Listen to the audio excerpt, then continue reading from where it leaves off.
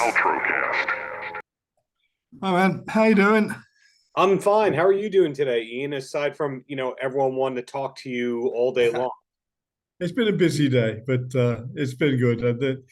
Sometimes you get 3 or 4 interviews in a row where, let's say, the questions are a little obvious and a little samey. But it's been a good day. It's not been difficult today. So we'll start with the obvious question or two, and then I'll ask the really interesting stuff that wakes you Atta up. boy. Okay, so new record, another one with Bob Ezrin, another solid record, one that gives the old fans what they want, yet pushes the ball forward. Now, the stupid first question, how do you say the name of this album? Equals one. Okay, I didn't know if there was a British term that they would go, you don't say equals one, that's an American thing. Now I know. Well, was Yeah. equals one easy to make? Uh, any record is easy to make if you have the ideas for the tunes. Anybody can sing an Elton John song, but writing an Elton John song, you need Elton John. It's a little more difficult. We had a great deal of fun going into the first writing session, which we did just before Christmas 2022. And it was the first time we'd been in that situation with the new guy, Simon McBride.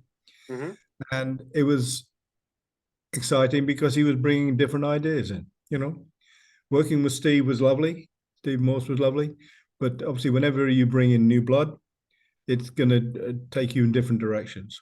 So that was fun. So we had this slightly different and probably more classic in the terms of Purple music direction from the riffs that Simon was bringing to us. And we never do more than 2 weeks, the first writing session. You go, we go mad. Right. You do it so long before you need to find a bar somewhere and forget about it. So after that, we had 15 or 16 ideas we thought were really good. Of course, they're not all really good. When you do this thing, the day you create it, it's the best thing you've ever done. The world's never heard anything like it. Well, to rudely interrupt you, bad Deep Purple is still pretty good. Well, we try. We hope that even on an average day, it's all right. Yeah. So anyway, you listen to the stuff the next day and you realize that maybe 75% of what you did is pretty good. And the others were, you got caught in the moment, let's say, and it didn't quite have the magic you thought it had. Anyway, so you sort out the stronger ones and push the less complete ones to one side. And you live with them for a couple of months. And then you go back to the second session, which is the important one. And you take those really, what you consider to be the strong ideas, and extend them, arrange them, make them so that there are places for a verse, places for a chorus, middle eight, so they become possible to become songs.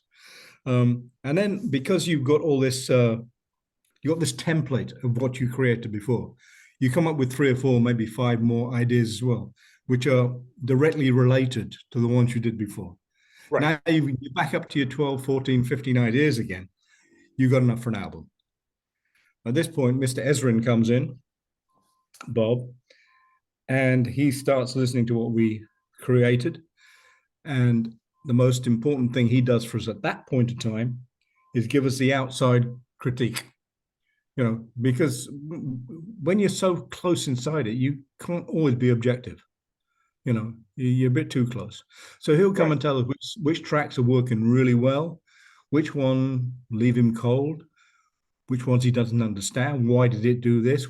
It's too long, it's too short, it's too fast, it's too slow. And we take all that on board as well. Because if you're going to work with a guy like Bob, you're not just bringing in a great control room guy, you're bringing in a lot of musical experience. And yeah, often to rudely interrupt you again, some of the great albums that Bob Ezrin produced, he co-wrote the hits on that record. Yeah. So it's very rare that the producer is also a strong songwriter. Well, initially, when we started working with Bob, he was far more involved with the writing than on this record. But his involvement on this record was far more in the arrangement and the construction of certain songs. So just on that level, he's included on it. uh, because he has great musical knowledge. You know, people don't know that, but he knows the difference between a major and a minor chord Right. and all the rest of it, you know. So, and if you're gonna have a guy like Bob there, you're bringing him in for that knowledge as well, not just the fact he can get you a good sound in the studio. You know, he can musically contribute, and quite honestly, once you've got the ideas, making a record is really easy. If we couldn't make a record in 2 or 3 weeks now, I mean, the master tracks, after all these years, we're doing something wrong, you know. Yeah, So, and so the first thing we hear on the album is you on Show Me right yeah, there. yeah, Now, Show Me is a strong track to my ears. Lazy Sod is that kind of Deep Purple classic shuffle. Now you're yeah, talking in a good way is like a Highway Star or a Burn. Do you know yeah. which of those songs we're going to be hearing on the US tour coming up? Um, we just finished a week's rehearsing because we start in Madrid day after tomorrow. Hmm. We just rehearsed everything just in case we're going to need them later on in the year. We have to be very careful at the moment because the album's not out till the 19th of July, so Hmm. we don't want to give all the cookies away before it comes out. We will probably stick in uh, one of the tracks that's not been released yet. I'm not going to tell you what because after the first gig you'll find it anyway. But Right. at least for the first gig, it'll be a surprise for that first audience. Um, we do have a problem in the States now. The audiences tend to want to hear the old stuff. Now, we try and blend in some new stuff as well. I'm not sure in the last 10, 15 years that we've actually had enough strong rock stuff to go in with some of the old stuff. On Equals One, I think we do. I think we have 4 or 5, maybe 6 tracks that would slot straight into a heavier rock show. So we're hoping that we can get them in, and we're hoping that the US audience likes them.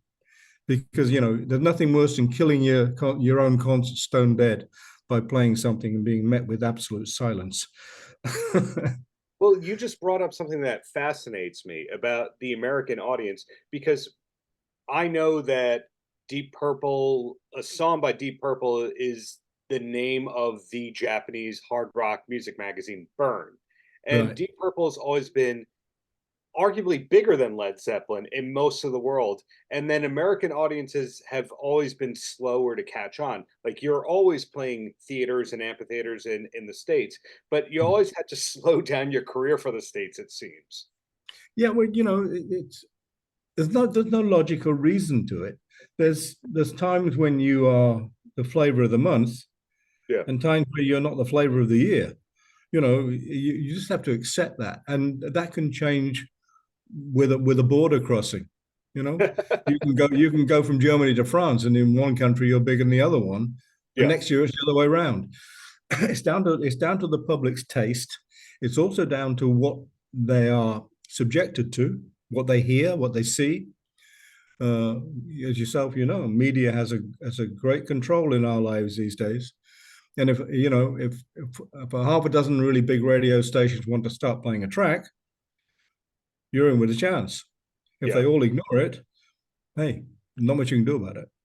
You know, that's just you know, relying on social media will get you so far, but you need to be driving around down the freeway and hear something coming on the radio and crank it up and go, I like that. Yeah. You know, if you're not given the chance, well, there you go. And then not much the artist can do about that. I don't think we've actually seriously worried about any one particular market, although everybody understands the US is incredibly important.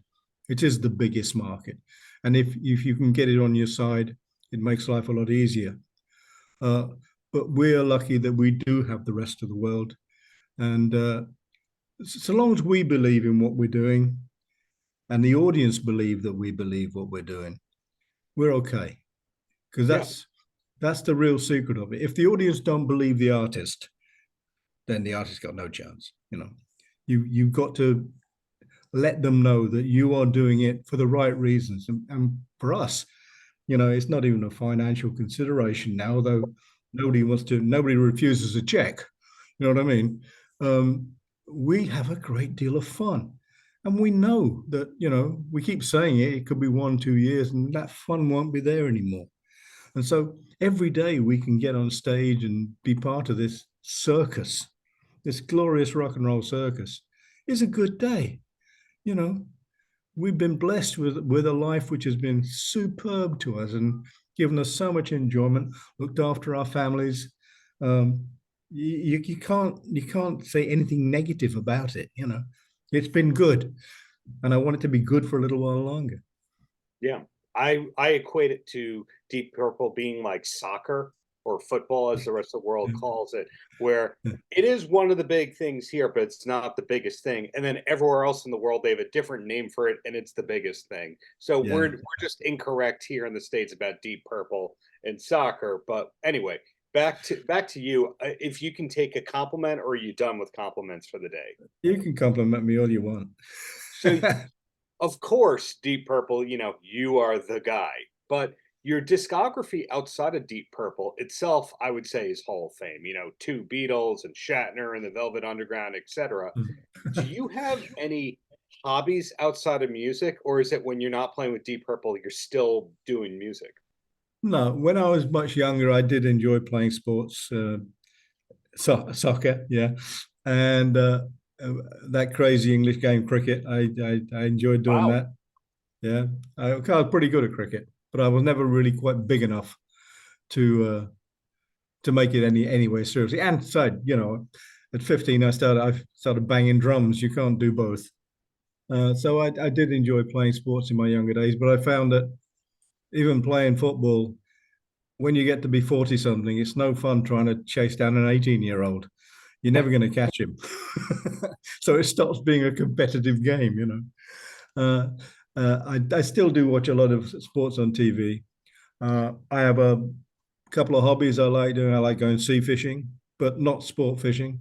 If I go out on my little boat in the Med, I'll catch something and eat it. That's fine. If it's going to die for me, I'm going to eat it. So I like that. I love cooking. I enjoy cooking, and I take that as a therapeutic thing.